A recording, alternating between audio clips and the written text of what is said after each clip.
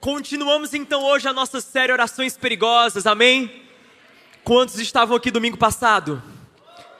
Nós falamos sobre orações perigosas e nós aprendemos com Elias. A palavra diz em Tiago capítulo 5 que Elias, sendo humano como nós, ele orou, viu os céus se fechando, orou e o céu se abriu. Elias, um homem como nós, ele orou e viu respostas, porque orações perigosas não é sobre quem ora, é sobre aquele que responde, que é o Senhor, o nosso Deus, amém? O Deus que não conhece impossível, e nessas orações perigosas nós temos aprendido exatamente sobre clamar a Deus, pedir da parte de Deus, buscar do Senhor a manifestação do seu agir e do seu poder, para situações que muitas vezes nós não encontramos possibilidade de resposta, mas sabemos que Deus tem sempre um como, Deus tem sempre um caminho, Deus tem sempre uma porta para ser aberta, amém? Hoje nós vamos continuar falando sobre orações perigosas, e eu peço que, se você tiver Bíblia, você possa abrir comigo em Mateus capítulo de número 6, eu quero ler uma passagem com você, palavras do próprio Jesus, em seguida vamos orar e então entrar nessa mensagem. Mateus capítulo 6, a partir do versículo 9, a palavra diz assim: portanto vós orareis assim: Pai nosso que está nos céus, santificado seja o teu nome, venha o teu reino, faça-se tua vontade, assim na terra como o pão nosso de cada dia dá-nos hoje, perdoa-nos as nossas dívidas, assim como nós temos perdoado aos nossos devedores, não nos deixes cair em tentação, livra-nos do mal, pois teu é o reino, o poder e a glória, para sempre, amém. Eu quero convidar você, aí no seu lugar, se isso ajuda você, feche os seus olhos, curve sua cabeça e vamos orar. Espírito Santo de Deus,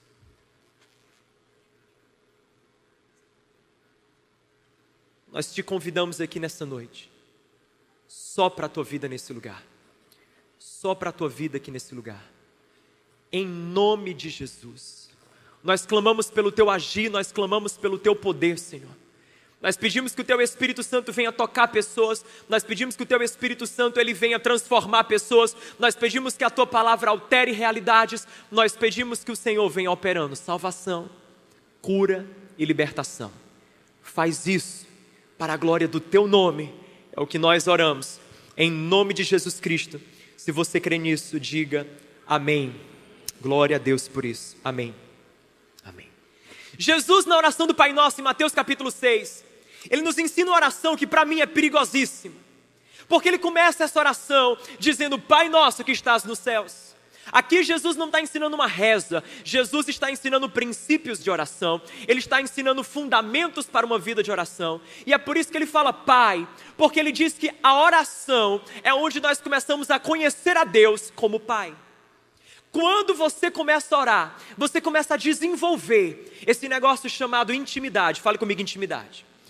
Quem ora desenvolve intimidade com Deus. Quem ora descobre que Deus não é um Deus distante, um Deus longe. Descobre Deus como aquele que está perto, aquele que é próximo, aquele que se importa com você, aquele que se preocupa com você. Descobre que tem um Pai no céu. E eu estou falando isso sabendo que tem muita gente que tem uma paternidade natural mal resolvida. Nós vivemos dias onde há uma ausência paterna. Pessoas que ou não tiveram pais, ou tiveram pais que estavam presentes fisicamente, mas ausentes emocionalmente. Pais que não cuidaram de você, pais que não se posicionaram como um pai na sua vida. Um pai que não falou para você que você é importante, que você valia muito, que você é incrível, único, singular. Um pai que não afirmou o seu senso de valor, mas aquilo que a terra não providencia, Deus no céu providencia, e aquilo que a gente não vê vindo da paternidade natural, nós recebemos da nossa paternidade espiritual. Deus é o pai dos órfãos, Deus é o pai daquele que precisa de pai, amém? E quando nós oramos, a gente descobre esse Deus como pai, a gente se descobre íntimo dele, a gente se aproxima. A oração, portanto, tem na sua essência a intimidade. Você não ora para informar Deus da sua vida. Você ora para saber que Deus sabe tudo da sua vida. Olha que diferença. Você não chega para orar para informar Deus como se Deus não soubesse. Você chega para orar para você ficar sabendo que Ele sabia antes, sabe agora e vai saber depois. Porque Ele é o Deus, Ele é o Pai que te ama, se preocupa e se importa com você. Se envolve com a tua vida. Mas não para, Jesus ele continua. Ele diz que venha o teu reino e seja feita a tua vontade. Mas antes, ele fala uma frase: santificado seja o teu nome. Ele diz que o nome de Deus é santificado, ou deve ser santificado. Porque na oração Deus não quer que você apenas se aproxime dele, seja íntimo dele. Ele quer que você tenha um zelo pelo nome dele. Ele quer que você se apaixone por ele e você o ame cada dia mais. É por isso que quanto mais você ora, mais você tem dentro de si um amor por Deus crescendo. A oração desperta uma paixão por Deus, a oração desperta um zelo por Deus, a oração desperta um amor pela santidade de Deus, a oração desperta isso em nós. É por isso que na vida onde não há oração, não há paixão por Deus. Na vida onde a oração é escassa, o amor por Deus também é escasso. Mas eu falo tudo isso sem querer falar de nada disso, porque eu quero falar de outra coisa. Eu quero falar desse versículo que segue, que é o venha o teu reino e seja feita a tua vontade. Essa é uma oração perigosíssima, e é sobre essa oração, seja feita a tua vontade, que eu quero falar hoje. Porque afinal de contas, quem aqui nunca orou esse negócio de seja feita a tua vontade? Quem aqui já fez aquela oração, Deus seja feita a tua vontade? Quem aqui já? Em alguma? Todos nós. Afinal de contas, essa oração é chave. Quando você não sabe o que pedir, você ora e diz, Deus seja feita a tua vontade. Quando uma pessoa pede oração para você, você não sabe nem como é que você ora. No seu coração você está assim, meu Deus, o nó está tão grande que eu não sei nem como é que desata. Aí você faz aquela oração, Pai, que seja feita a tua vontade na vida dela. Serve para tudo. Aconselhamento, a pessoa vem pedir um conselho para você. Aí você diz assim, amigo, essa vontade de Deus, ó. Você não tem como errar. Você deseja a vontade de Deus, é o dia do aniversário da pessoa, aí você dá parabéns, aí o pessoal, né, quer mais espiritual, aí vai, eu desejo para você a vontade de Deus. Não tem perigo não ser um parabéns especial, vontade de Deus é certeira.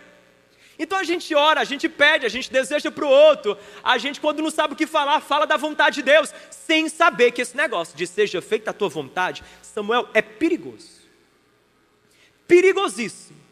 E eu quero falar sobre esse perigo. Agora, não para te assustar, pelo contrário, para te apaixonar pela vontade dele.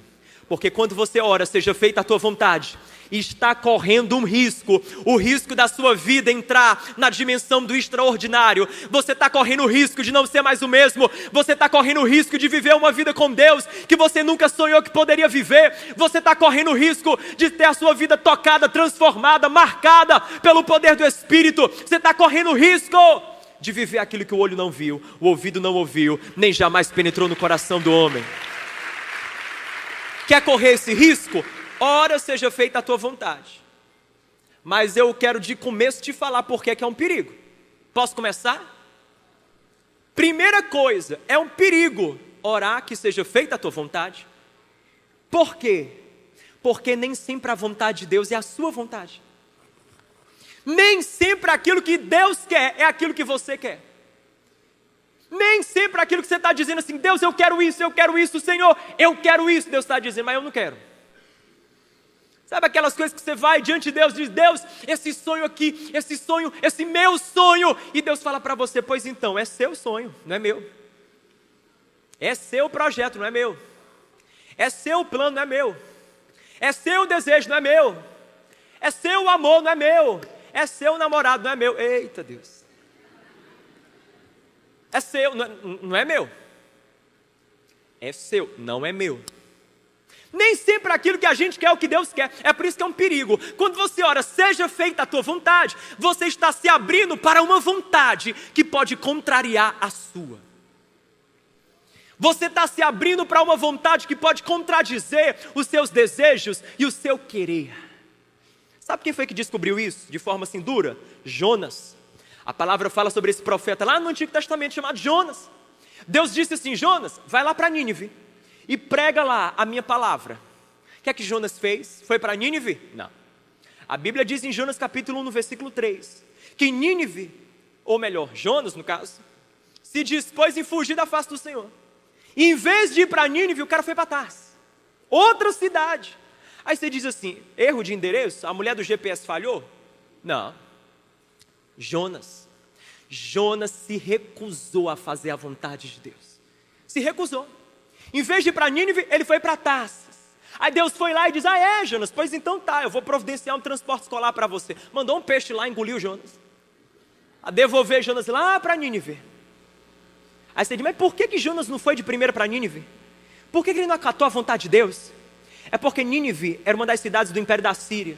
A Síria havia saqueado Israel. Ou seja, os ninivitas eram os mesmos homens que haviam roubado o povo de Jonas, haviam abusado do povo de Jonas, haviam assassinado muitos dos amigos, dos parentes, dos primos de Jonas. Ou seja, aquele pessoal, Jonas queria ver eles mortos e não salvos. Então, quando Deus manda Jonas lá para Nínive, Deus está mandando Jonas exatamente para o lugar que ele não queria estar.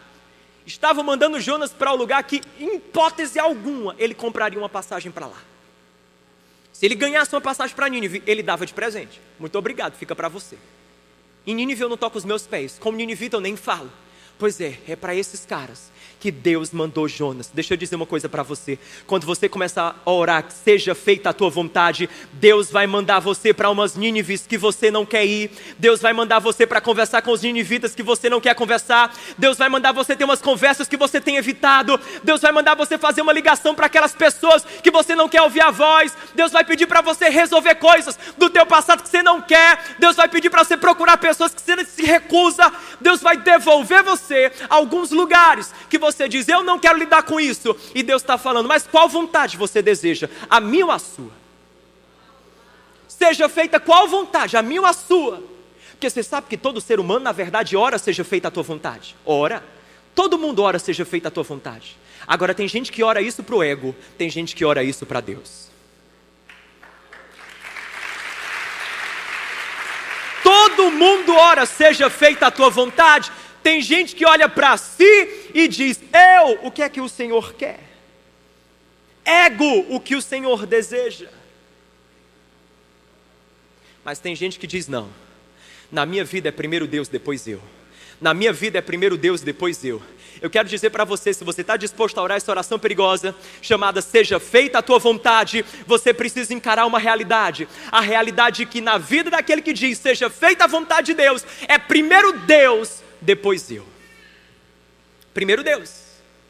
Na minha casa, primeiro Deus. Nos meus relacionamentos, primeiro Deus. Nos meus valores, primeiro Deus. Nos meus sonhos, primeiro Deus. Nos meus projetos, primeiro Deus. Nas minhas amizades, primeiro Deus. No meu namoro, primeiro Deus. Na minha profissão, primeiro Deus. Nos meus estudos, primeiro Ele. Primeiro Deus, depois eu. Muitas vezes a gente não entende isso, sabe por quê?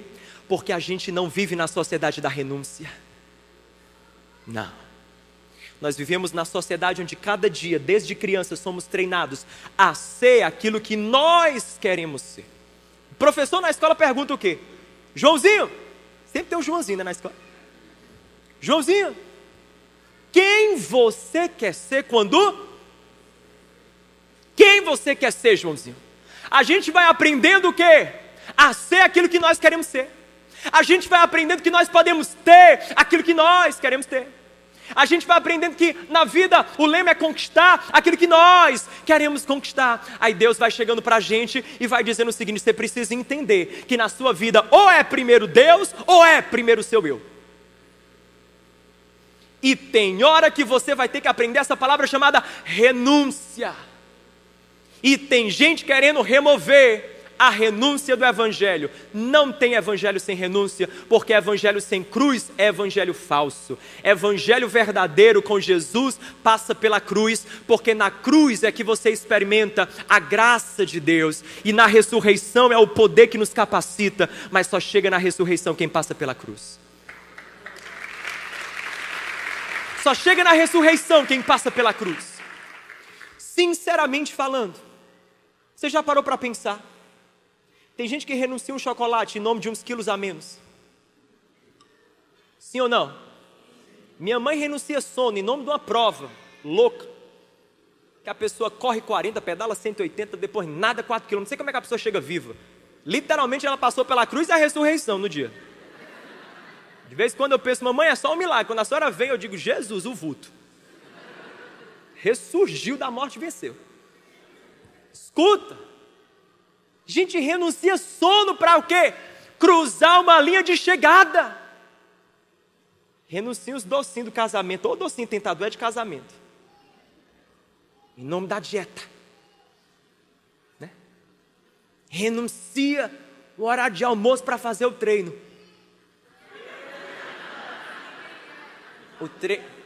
Não, de forma alguma. Falei com esse pessoal aqui da igreja. Entende? Hashtag tu me inspira. Então, tem gente que renuncia um monte de coisa em nome de coisas que são terrenas, temporais. Isso não tem problema, pelo contrário, é louvável. Tem que ter disciplina mesmo. Aí eu fico me perguntando, tem gente que não quer renunciar a nada em nome de Deus. Não quer renunciar a nada em nome de Deus? Ah, mas pelo amor de Deus, vamos combinar. A renúncia que mais vale a pena a gente fazer é a renúncia que a gente olha e diz: eu faço isso só por causa de Jesus. Só por causa de Jesus. Seja feita a vontade de Deus. Nem sempre a vontade dele será a sua. Segundo, anote e guarde. Orar seja feita a vontade de Deus é um perigo, porque a vontade de Deus por vezes não é a opção mais fácil a curto prazo. A curto prazo, de vez em quando, Deus complica as coisas antes dele descomplicar. Você quer que eu dê um exemplo? Maria, mãe de Jesus. Mateus capítulo 2 fala que ela estava lá na casa dela. Aí o anjo chega. Quando o anjo chega, o negócio é sério. Deus mandou o anjo e disse: Maria, o negócio é o seguinte, você vai conceber o Filho de Deus, o Salvador. Eu acho que ela estava com efeito tranquilizante, porque senão ela tinha caído dura. Maria ouve aquele negócio: ok, eu vou ter o Filho de Deus. Tá, como é que isso vai acontecer? Porque nem casado eu sou noiva ainda. Aí o anjo: calma, será pelo Espírito Santo. E Maria no final diz para o anjo: seja feita a tua vontade, Senhor. Que se cumpra em mim, é o que o texto diz, que se cumpra em mim tua palavra. Ela se disponibiliza para a vontade de Deus. Pois bem, a barriga vai crescendo, Maria grávida. Aí as amigas chegam. Você já parou para pensar nessa cena? Maria, assim, eu estou meio constrangida de perguntar, mas cá entre nós, tu tá grávida? Tu nem casada com José é? Tu sabe que na nossa cultura, mulher só pode engravidar depois de casar. Como é que José... Tu tá escondendo isso? Coloca uma cinta. Maria, não. Foi pelo Espírito Santo. A amiga mais claro, pelo Espírito Santo. Pelo Espírito Santo. Não adianta dar essa desculpa aí, viu? Pelo Espírito Santo. A Maria, querendo que a outra acreditasse que era pelo Espírito Santo. E só a Maria sabia. Mas é pelo Espírito Santo. E para explicar para José, foi tão sério que não deu. O anjo teve que falar com José, porque senão como é que José ia acreditar na mulher? Filha, assim, estou grávida. Antes de você, o Espírito Santo tornou-me grávida. Imagina a situação. E outra, Herodes, naquele tempo estava mandando matar os meninos todos. Ela teve que sair fugida para o Egito para salvar a vida de Jesus. Ou seja, de uma vida pacata e tranquila, Maria virou foragida, procurada. Olha que maravilhoso. Veio a promessa na vida de Maria, não veio? Mas ela veio embalada no embrulho chamado problema. Deixa eu te dizer uma coisa, tem muita promessa de Deus que só chega na nossa vida embalada nesse embrulho chamado problema. Eu descubro isso aqui na Bíblia, Deus só dá promessa para quem Ele pode delegar problema. Você quer que eu prove? Moisés, tu vai abrir o mar, mas antes tu vai ter que falar com o faraó e vai ter que carregar 2 milhões de escravos do Egito até a terra da promessa, reclamando no teu ouvido todo dia. Aguenta o problema, porque se não segurar o problema, também não aguenta a promessa. Calma, segura que ainda tem mais. Noé, você já parou para pensar em Noé?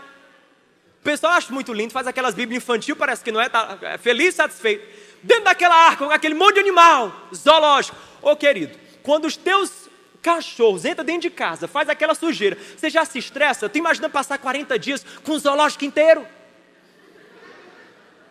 É cobra, é aranha, é tudo. Animal, aí barato, um monte de barato. Era só o começo. Porque era de todas as espécies, ou seja, a baratinha, a mãe, a filha, a prima, tudo. Tudo lá. Juntas. devia ser, me perdoe o uso da expressão, mas uma caatinga. Aquela arca devia feder.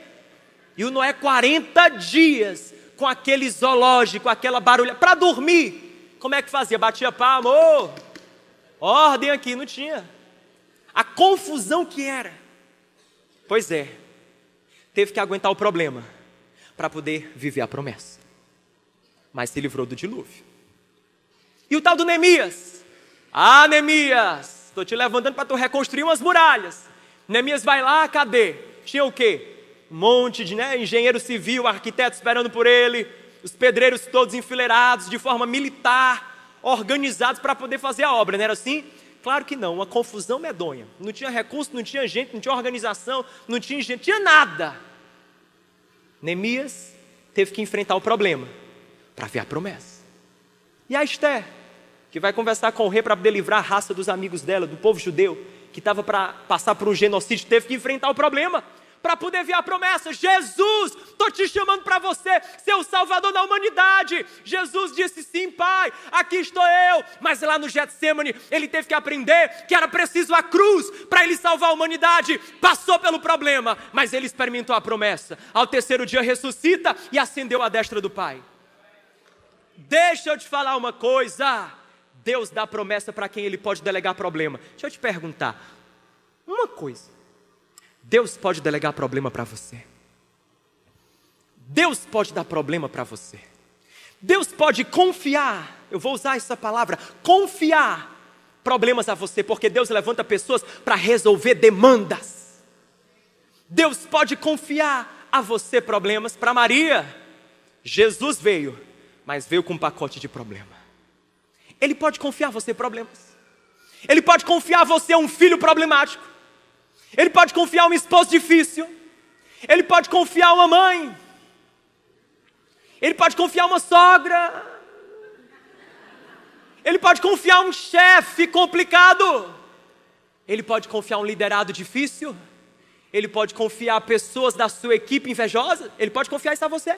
Ele pode confiar problemas. Ele pode confiar problemas. Ou você só quer o bônus, você só quer a parte boa, você só quer a promessa. A promessa vai vir embalada num negócio chamado problema. A promessa vai vir embalada num negócio chamado problema. Que Deus só dá promessa para quem ele pode delegar problema. Então nem sempre a vontade de Deus, é a mais fácil a curto prazo.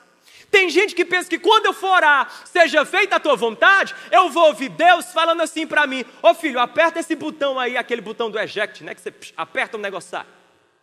Aí você aperta o botãozinho para você, ejetasse, isso embora. Não tem, já viu aqueles aviões que quando o negócio está dando pânico, tem o botão lá que você aperta, aí você sai naquela cápsula e deixa o avião lá quebrando, se desfazendo. Tem gente que pensa que as coisas de Deus é assim. Eu vou orar: Senhor, seja feita a tua vontade. Aí eu estou apertando aqui o botãozinho, Deus vai abrir um escape, buf, vai me tirar dos problemas. Vai não. Sadraque, Mesaque e Abidnego estavam dentro da fornalha, não tinha botão. Porque Deus não livrou eles da fornalha, livrou eles na fornalha. Na fornalha. Tem hora que a gente vai ter que entender que a vontade dele não vai ter botão para ejetar. A curto prazo não vai ser fácil. A curto prazo vai ser problema, mas a longo prazo vai ser promessa. Você pode dizer amém por isso? Amém. A curto prazo pode ser problema, mas a longo prazo é promessa. A vontade de Deus nem sempre é a mais fácil, a curto prazo. Você ainda está disposto a orar, seja feita a tua vontade? Então vira para quem está perto de você e pergunta: você ainda está disposto a orar, seja feita a tua vontade? Seja feita a tua vontade, ou seja, Deus vai vir e vai implantar a vontade dele. E não é assim que funciona. Sabe como é que Deus, olha que interessante, cumpre a vontade dele em nós? Através de nós. É quando você vai se alinhando com a vontade dele, ou seja, é quando você vai tomando escolhas, decisões, caminhos que o honram, que o glorificam, escolhas e decisões de acordo com a vontade e o coração dele. Quando você vai fazendo isso, você vai se colocando dentro da vontade de Deus, aí Deus cumpre os propósitos dele. A vontade de Deus, ela nos convoca a tomar uma atitude, ela nos convoca a fazer algo. Jesus falou, venha o teu reino, seja feita a tua vontade. A vinda do reino de Deus nas nossas vidas está ligado ao fazer a vontade dele. Ou seja, só vive a vontade do Pai aquele que está disposto a receber o reinado dele, o governo dele. Jesus tem que governar sobre mim, tem que ser o meu rei, o meu Senhor. Eu tenho que tomar atitudes e decisões debaixo desse governo, desse reino. Eu tenho que tomar atitudes e decisões debaixo dessa submissão, dessa lealdade inegociável a Ele, Jesus. Quando isso acontece aí, a gente vai se alinhando com a vontade de Deus. Então a vontade de Deus nos convoca a uma atitude. Por exemplo, tem uma passagem que eu acho interessantíssima. Olha que passagem, escute por favor isso. É Jeremias capítulo 7, no versículo 16.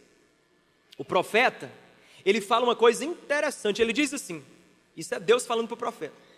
Jeremias, tu, pois, não ores por este povo, nem levantes por ele clamor ou oração.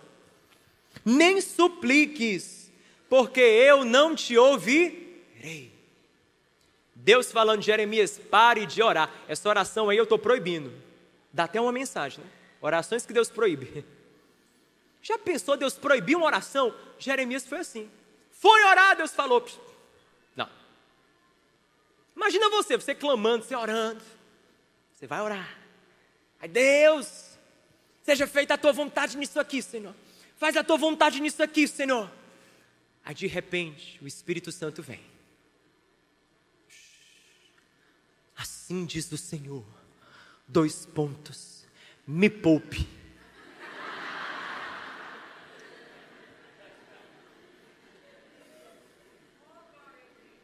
Você orando, você clamando, você dizendo, Deus, por favor, faz a vontade nisso, faz a vontade nisso. Aí Deus chega de mansinho. O Espírito Santo vem.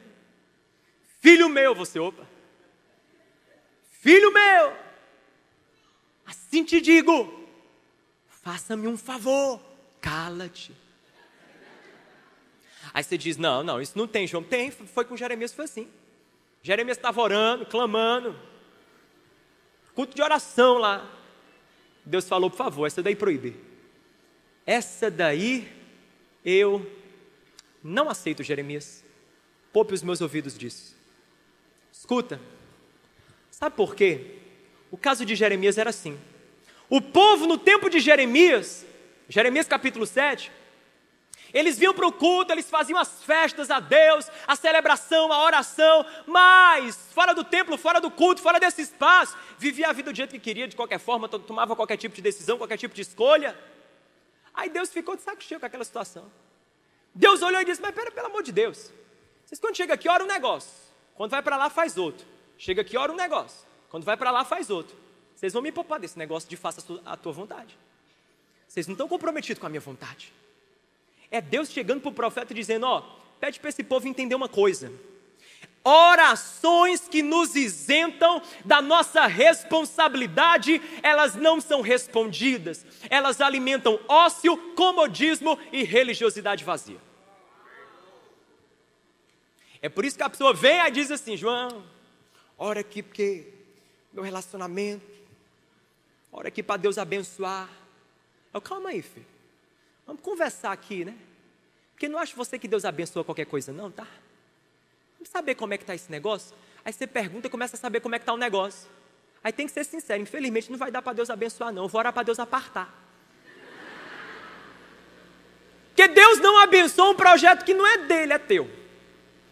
Negócio que não está funcionando do jeito dele, é seu.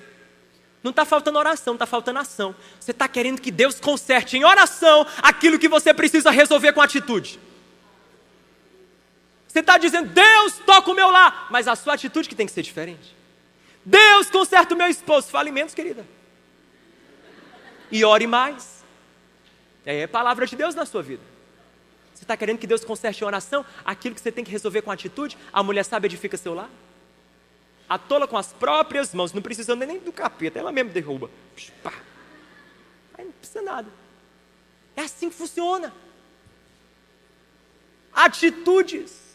A gente pensa que Deus vai resolver em oração aquilo que a gente tem que resolver com atitude. Oh Deus, aí vem, Deus, por favor, me toca aqui, me toca, Senhor, me toca para eu deixar isso aqui, me toca, Senhor, me toca. Me toca o quê? Não é trio elétrico, não. É Deus. É Deus. Deixa eu falar uma coisa para você. Deus falou, está falado, acabou. Vai, cumpre, vai e faz. Simples assim.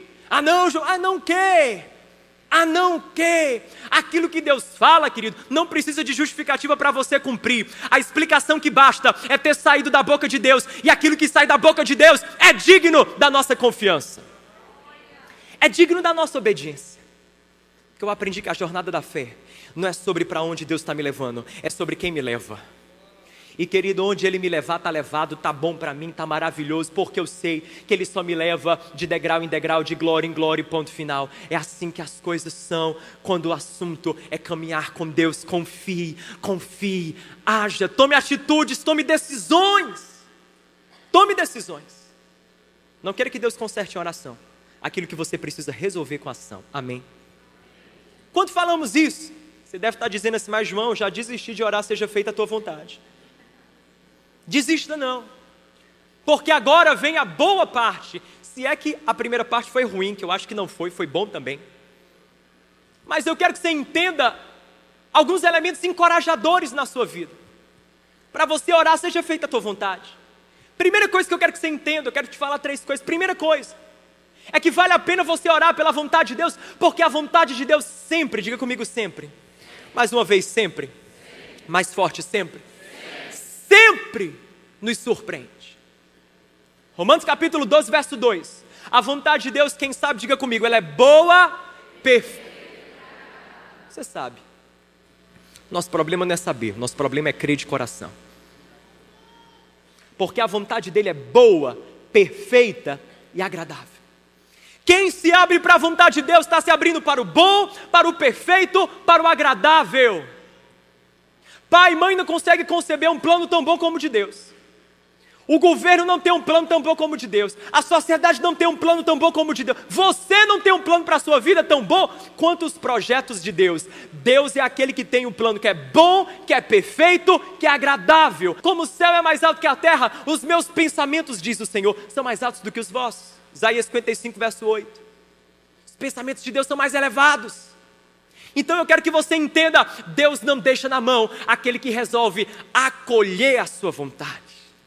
Nunca vi ninguém dizendo assim, eu me arrependo, porque decidi fazer a vontade de Deus. Nunca vi. Agora já vi muita gente dizendo, eu me arrependo, porque quando tive um momento de escolha, decidi pela minha vontade e não pela de Deus. Quem diz, eu não abro mão de viver a vontade dele, ela é boa, perfeita e agradável. Te digo mais, surpreende. Surpreende. Sabe o que é surpreender? É você ter uma expectativa e o agir de Deus está acima da sua expectativa. Em Gênesis 22, Deus fala com Abraão, diz a Abraão, pega teu filho e leva lá no Moriá, lá no Monte Moriá, sacrifica. Abraão podia ter olhado de Deus, mas não faz sentido. O Senhor disse que eu vou ser o pai de muitas nações, só me dá um filho e mandou sacrificar o filho. Como é que eu vou ser pai de muitas nações se eu não vou conseguir nem ser pai de um? Vê como às vezes a vontade de Deus, ela confronta as nossas lógicas. Mas Abraão precisava aprender que apesar disso, ela sempre supera as nossas expectativas. Confrontou as lógicas de Abraão, mas Abraão foi. Apesar de não compreender, obedeceu, porque ele entendeu. Às vezes a vontade de Deus você não entende, mas ela é sempre digna de ser obedecida. Ele vai e leva o tal do Isaac, quando está prestes a sacrificá-lo, ouve a voz de Deus, dizendo, não precisa filho, não precisa. Você pensava que era um sacrifício, mas na verdade sempre foi um teste. Sabe o que é isso? É Deus falando pra gente, é Deus falando pra mim e pra você. A vontade dele sempre surpreende. Abraão pensava que ia perder um filho, mas na verdade foi no Moriá que ele ganhou a paternidade de muitas nações. Sempre surpreende, Deus sempre surpreende. Sempre, sempre, Deus sempre surpreende. Lá estava Davi. Deus deu um Golias para ele. Pois é, Deus não deu o trono, Deus deu Golias. E o Golias o levou ao trono. Davi foi lá enfrentar o Golias. Não foi fácil, foi complicado. Teve muita coragem, medos a serem vencidos. Mas no poder e na confiança no Senhor, ele foi e derrubou aquele Golias. E Deus disse, pois então, pensava que era só uma lutinha de nada, né Davi? Não. Foi a oportunidade da sua vida que eu acabei de te dar.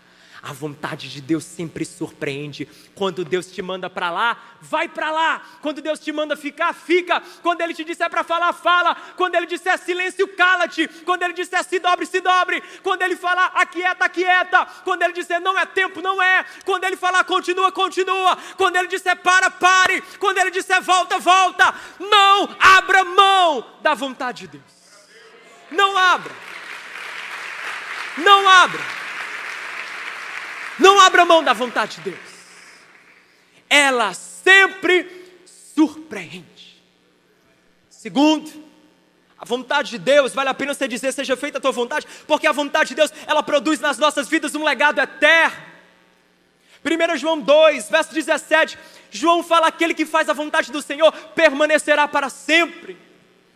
Você já parou para pensar que coisa poderosa? Permanecerá para sempre.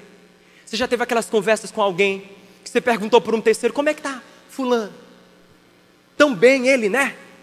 Estava tão bem de vir, como é que está? Ixi, o jogo virou. Tudo que estava de um jeito, agora está de outro. Acabou-se tudo. Se desfez tudo. Porque a vida é assim. A vida é assim. Tem seus altos e baixos. E de vez em quando quem está no topo da crista, lá da onda, leva um caldo de repente. Mas João fala dessa promessa, que eu não estou te colocando medo, só quero que você entenda, olha que promessa linda, que quem faz a vontade dele, permanece, e não é para agora, não é permanecer só para daqui a algumas horas, não, permanece para sempre, relacionamento fundamentado na vontade de Deus permanece para sempre, sonhos fundamentados na vontade de Deus permanecem para sempre. Vocações fundamentadas na vontade de Deus permanecem para sempre. Não é de momento, permanece para sempre. Que a sua vida permaneça para sempre. Enquanto o louvor volta, eu quero encerrar essa mensagem com esse ponto, dizendo: sabe por que fazer a vontade de Deus? Porque a vontade de Deus em nossas vidas traz o reino de Deus à terra. Diga comigo: traz o reino. Traz o reino de Deus. Quando nós resolvemos pela vontade de Deus nas nossas vidas, o reino se manifesta em nós e através de nós. A gente vê o governo de Deus e os sinais do seu reino na nossa vida e na vida das pessoas à nossa volta, na nossa família, nos nossos amigos, na nossa profissão, em tudo. A gente vai vendo o agir de Deus, a gente vai vendo o governo de Deus, a gente vai vendo esse reino. Jesus começa a governar em você e através de você. Então vale ou não vale a pena abrir o coração para a vontade de Deus? Quem aqui está disposto a orar? Seja feita a tua vontade. Ore. Seja feita a tua vontade. Eu quero encerrar a minha mensagem falando para você uma coisa: seja feita a tua vontade é uma oração perigosa, mas que vale tanto a pena ser feita. Vale a pena ser feito porque mesmo a vontade de Deus, nem sempre sendo a nossa, nem sempre sendo a mais fácil a princípio, de vez em quando confrontando as nossas lógicas, e muitos casos, sendo essa vontade que nos convoca a uma atitude, a uma escolha, a uma decisão, ela é boa, perfeita, agradável, supera qualquer expectativa, produz um legado eterno, traz o reino às nossas vidas. Eu quero que você saia desse lugar dizendo: eu vou orar e eu vou viver esse seja feita a tua vontade. Ah, querido, quando você começa a falar seja feita a tua vontade de todo o coração, quando esse é o teu anseio e a oração da tua vida, aquilo que o olho não viu, o ouvido não ouviu, e jamais penetrou no coração do homem, aquilo que está acima e além de tudo que você pode pensar, é o que Deus vai preparando para o meu coração e o seu, a vontade dele. Mas sabe o que eu tenho percebido? É que muita gente tem vivido a vida com Deus numa negociata. Sabe como é que funciona? Funciona assim: no domingo vem Deus, te entrego minha vida, aí coloca nas mãos de Deus. Aí na sexta-feira diz: Deus, vou pegar de volta, que agora eu quero fazer o que eu quero. Aí você pega de volta. Aí vem o conexão, aí você diz: conexão é tempo de entregar tudo para Deus. Aí você vai, entrega para Deus. Aí você recebe aquela ligação: e você diz: Jesus, me dá de volta, que eu quero fazer do meu jeito. Aí vai no acampamento é tempo de entregar tudo para Deus. Aí você vai: Deus está aqui, a minha vida. Aí você recebe aquela mensagem, aí você diz: pois então, eu vou pegar de volta, Senhor, porque eu vou fazer do meu jeito. Aí quando você vem para um culto como esse, olha que culto maravilhoso, a gente pregando: uau, quem não quer o reino de Deus? O reino de Deus é bom demais, na terra, na minha vida, o céu, invadindo a minha história, eu quero. Deus está aqui, te entrego. Aí na segunda-feira, você é chamado para aquela reunião, vem aquele negócio imperdível, mas você sabe que é ilícito. Aí você diz: Deus, me dá de volta, porque eu vou fazer do meu jeito. Resolva o que é que você quer. Sua vida está na sua mão ou nas mãos de Deus. Está na sua mão ou nas mãos de Deus. É assim que funciona. É assim que funciona. Escute uma coisa. Eu estou noivo agora, que eu estou todo, né? Já viu, certo, né? Quando a gente noiva, o noivado e o casamento consuma isso, é o início de uma aliança, é algo, formalização de um compromisso. Eu tenho um compromisso com ela. Imagina, se eu ficasse por aí falando com uma, falando com outra, você acha que eu podia virar para ela e dizer assim: você não tem nada a ver com isso, a vida é minha, a vida é minha? Você acha que tinha como? Não tem. Porque no momento que eu fiz um compromisso com ela, eu presto contas agora a ela, e a minha vida estou repartindo com ela, e ela tem a ver sim com a minha vida. Agora com Deus, a gente fala assim: Deus, eu te quero na minha vida, mas tem uma coisa: as minhas escolhas, o Senhor não tem nada a ver com isso. As minhas decisões, o Senhor não tem nada a ver com isso. Na minha segunda-feira, o Senhor não tem nada a ver com isso. Eu lido do meu jeito, eu faço do meu jeito. Eu te entrego a minha vida, pego de volta, te entrego, pego de volta, te entrego, pego de volta. Quando é conveniente, eu coloco na tua mão. Quando não é conveniente, eu pego ela de volta para mim. Decida o que é que você quer, querido. Decida o que é que você quer. Seja feita a tua vontade, envolve compromisso. Sabe por que eu estou falando isso? Eu estou falando isso por causa de uma coisa: porque Deus opera na vida que está nas mãos dele. Tem gente orando dizendo: Deus, eu quero que o Senhor opere aqui na minha vida. Aí Deus fala assim: esse é o problema, a vida ainda é sua, eu vou poder operar quando ela for minha. Deus, opera no meu casamento, opera na minha família. Deus eu vou operar quando deixar de ser seu e passar a ser meu. Porque eu aprendo que Jesus multiplica o pão que é colocado na mão dele. O menino tinha 5 pães e 2 peixes, colocou na mão de Jesus, Jesus multiplica. Mas só multiplicou porque estava nas mãos dele. O leproso estava enfermo, foi curado. Foi. Mas porque se apresentou a Jesus e Jesus pôde tocá-lo. O cego estava sem conseguir ver e foi curado. Recebeu uma lama lá, um cuspe nos olhos, e ele foi curado. Mas foi, sabe por quê?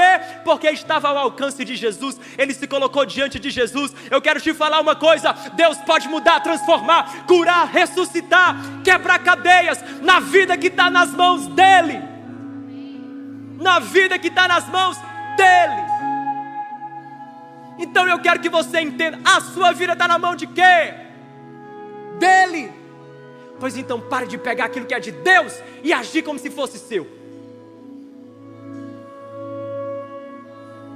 Decida, escolha. Nós precisamos escolher. Está na mão de quê? Mas eu te falo uma coisa: se está nas mãos dele, e à medida que a gente vai se entregando para ele, à medida que a gente vai se doando para ele, à medida que a gente vai dizendo: não é mais meu, não tem mais meu. Deus, esse pronome possessivo meu já está sendo quebrado na minha vida. Agora é só teu, tudo é teu. É teu, Senhor, é teu, Senhor, é teu, Senhor. Seja feita a tua vontade, não a minha, a tua vontade. Quando você faz isso, você está abrindo a sua vida para o extraordinário, para o surpreendente, para o espetacular, para o miraculoso de Deus na sua vida. Porque eu repito, reitero, que Deus não deixa na mão aqueles que dizem: Senhor, seja feita a tua vontade. A tua, Senhor, na minha vida é a tua vontade. Simples assim.